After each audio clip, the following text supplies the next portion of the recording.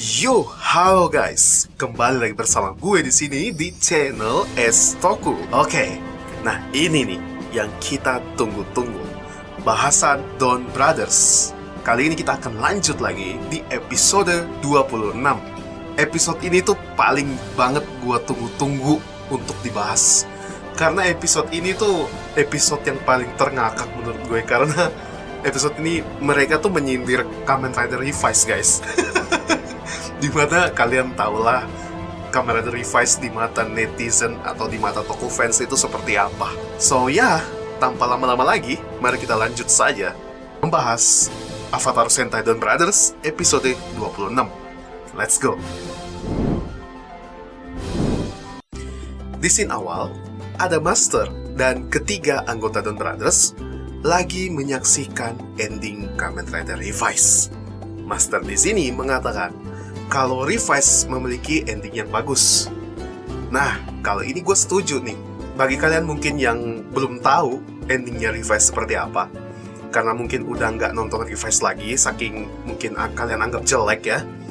Jadi minggu kemarin, itu adalah episode terakhirnya Revice, di mana endingnya Vice itu mengorbankan dirinya demi mengembalikan ingatan Iki.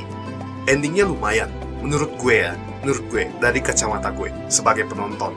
Ya, jadi cukup ngena lah, walaupun emang pertengahan alurnya Revice itu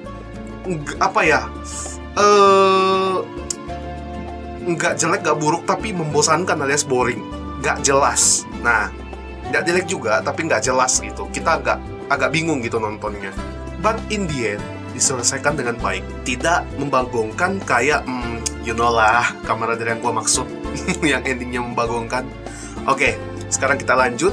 Setelah itu, karena Kamen Rider Revice sudah tamat, si Master ingin mengakhiri episode Don Brothers juga.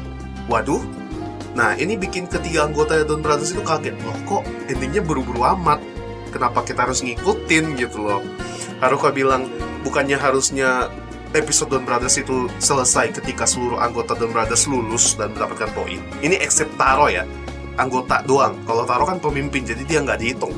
Namun Master bilang, memangnya sampai kapan? Sampai kapan itu bisa selesai?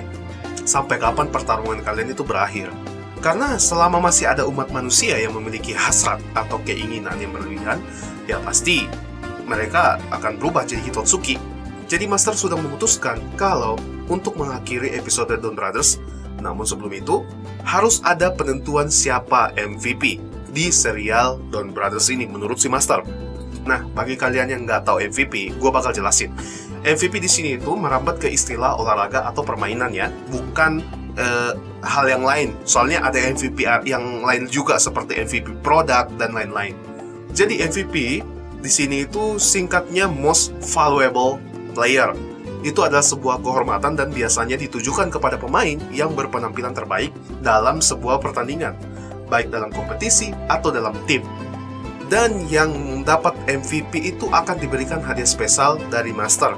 So, jadi kira-kira siapa nih yang bakal jadi MVP? Setelah itu, para anggota Don Brothers, mereka ini seperti mereka pulang kejadian masa-masa di mana mereka pertama kali menjadi Don Brothers dan bertarung bersama tim selama belakangan episode ini. Jadi itu semua akan dinilai oleh Master. Dimulai dari Haruka yang menceritakan bahwa awalnya itu dia adalah seorang anak sekolah biasa yang memiliki impian menjadi seorang pelukis manga dan terkenal. Namun semua impiannya itu telah hilang dikarenakan dia mendapatkan kekuatan dari Don Brothers. Ketika dia mendapatkan kekuatan itu, dia dikatakan sebagai penjiplak. Karir manganya itu jatuh, sehingga dia harus bertarung sebagai Don Brothers untuk mendapatkan impiannya kembali. Kemudian ada Sarunara, dia juga menceritakan soal masa lalunya sebelum jadi Don Brothers hingga sekarang ya.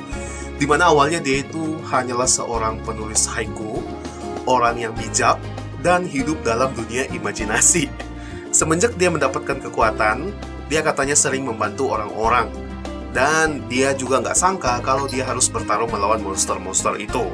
Tapi menurut dia, mungkin ini sudah takdirnya. Dia menjadi seorang petarung atau Don Brothers. Jadi dia pantas mendapatkan MVP. Pede amat si Sarunara ya. Ketiga, ada Kichino. Sama juga dia menceritakan seperti yang lainnya, dimana awalnya tuh dia hanyalah seorang pegawai kantor biasa yang gak pernah merasa beruntung. dan selalu ingin menjadi orang lain yang lebih hebat darinya. Semenjak dia mendapatkan kekuatan, dia terpaksa harus mengikuti seluruh pertarungan melawan monster di Dawn Brothers. Dia ini orang yang bisa dikatakan agak sedikit lemah ya dibanding anggota lain. Agak konyol juga kadang. Namun itu semua nggak membuat semangatnya turun karena ada Miho-chan, sang istri yang selalu mendukung dia. Wih, beruntung banget nih Kichino ya dapat istri yang cantik. Setelah itu ada giliran Inuzuka Tsubasa, namun karena sampai sekarang identitasnya nggak diketahui oleh anggota lain, jadi yang menceritakan kisah Tsubasa ini adalah Sononi. Cie, kan aku bilang embat aja neng. Toh kan mantannya Tsubasa udah jadi istrinya Kijino. Sononi juga cantik, imut, seksi pula. Oke, balik lagi.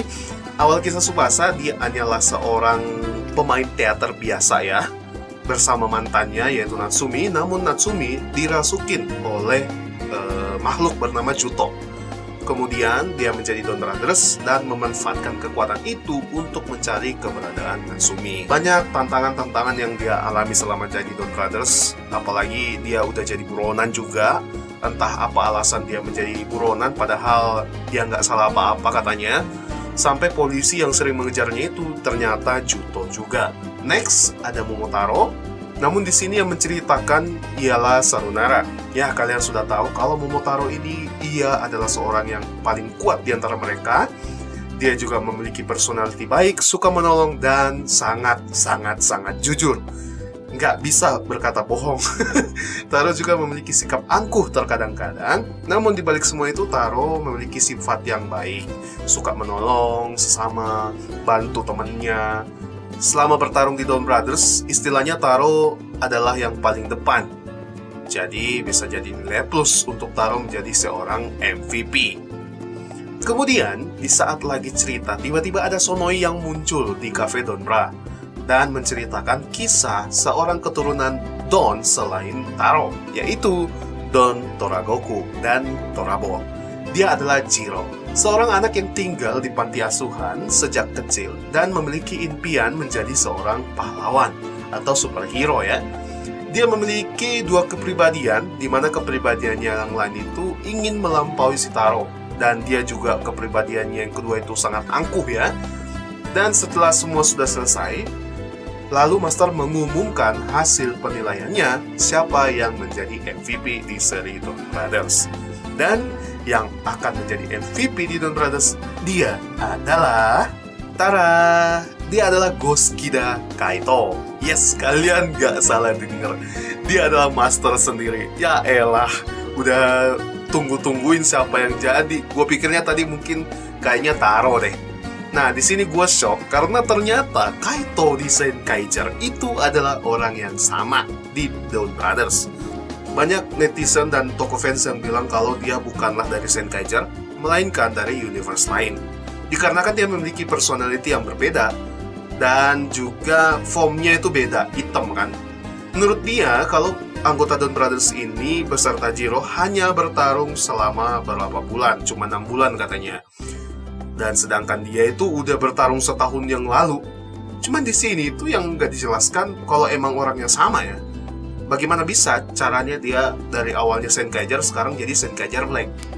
Yalah, parah banget sih, gue jujur kesel banget pas ngumumin ternyata dia yang jadi MVP. Ya elah, gue kirain si Taro atau mungkin si siapa, Haruka kan. Tapi bukan cuman itu guys yang membanggakan. Karena dia telah jadi MVP, dia memberikan hadiah penghargaan pada ketiga anggota Dawn Brothers.